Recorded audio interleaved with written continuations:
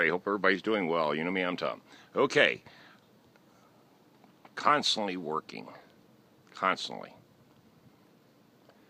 Here's what's going on. Got my little area set up over here.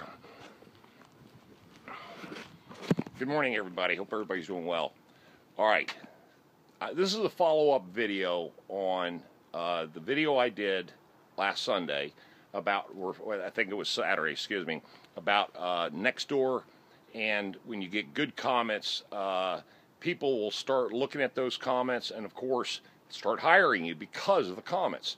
Well, like I told you, I got like 11 calls, all for requests for bids. Well, I booked all 11 of them.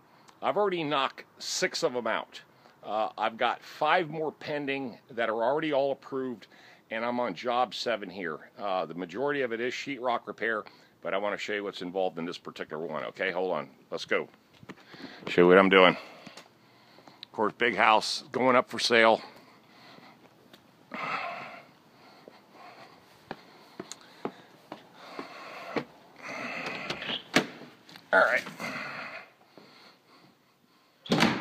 All right.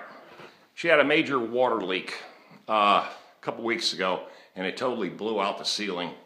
And of course, the plumber came in and just rough cut the whole thing and just made a pure damn mess of it. But I contracted with her to fix this thing, and I gave her 2 options here, because you can see the stain. See the water stain? It's heavy, and it's big too. I mean, you can see the outline of it. See it? Well, what's also happening is this entire piece of sheetrock started bowing real bad here from all the water that was sitting up in the ceiling. Okay? So what I did was I told her I can either cut this entire thing out, a 4x8, you know, just like that, a big sheet of 4x8, or I can cut the repair area, put cross bracings in here, pull that bow back into place.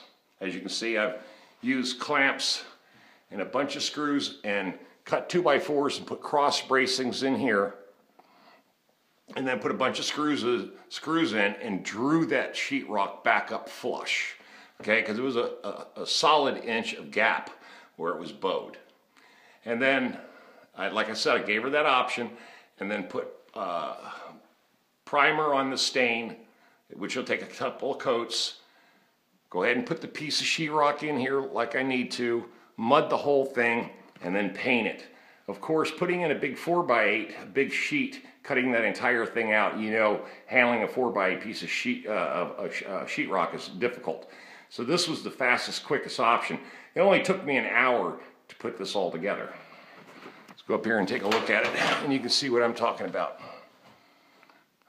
And just stagger your screws every couple of inches, and it'll draw that sheetrock in there. Draw it back up.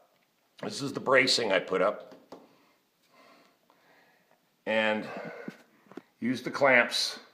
You can see just by the sheer tension of me pushing back up, it's starting to crack a little bit, which is fine, because I'll just mud it over. But that's how I solved this problem. Okay? There you go. So that'll work. And of course, created my perfectly, you know, square, nice sharp edge so I could put a clean piece of sheetrock up in there. And then lip it back over the trim, which I've got a coarse cut. I've already been working on it. I'm just going to dig all this out right here, dig out this corner right here, and then I'll be able to tuck the sheetrock back up underneath here and make a clean, fresh line, instead of trying to put it flush here and then just use caulk for the edge, which that would be, it's just a cheap way of doing it. I'd rather go ahead and put the sheetrock all the way back. Okay?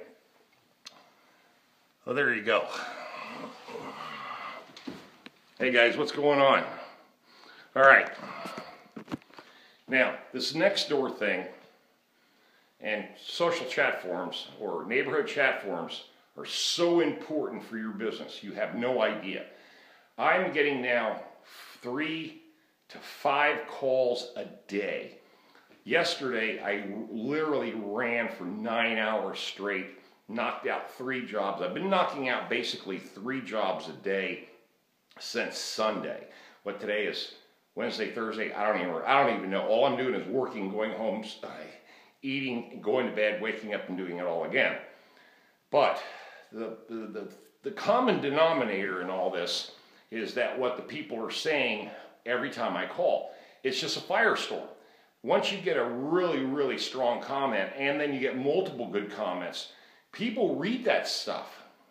And I didn't, think too much about it until this one attorney put in this incredible comment under my company from a job I did 2 weeks ago, and the phone has literally been non-stop ringing for services, and they're not even questioning anything. I just said, let me put you into schedule, and I tell them, I know it's from next door. The last 11 to 14 calls in the last 4 days have all been next door. This is the biggest response I've ever gotten off of next door in 10 years. So how important is chat forums? They're very important. So I just want to let you know that. I'm already booked out all the way till next Tuesday, and people are still saying, no problem, just put us in your schedule. That's all we want you to do, is put us in your schedule, because we want you as our handyman based on the comments, the positive comments in Nextdoor. Okay? And not only what I'm doing is all the jobs that I'm finishing up now, I'm asking them also to put a good comment in there. So I'm loading up the comments underneath my company name under Nextdoor. So basically to blow away the competition. I don't want any other handyman to be even remotely close to the positive feedback that's already been generated off my company name from these positive comments. So there you go. I'm trying to dominate the market in the handyman business in Raleigh. And on the north side of town, I am dominating it right now. And that's not just bragging, that's just good business sense. So love you guys. You know what to do. Comment, thumbs up, share, like, subscribe. And I'll talk to you guys later on another handyman video. And there will be plenty, I promise you.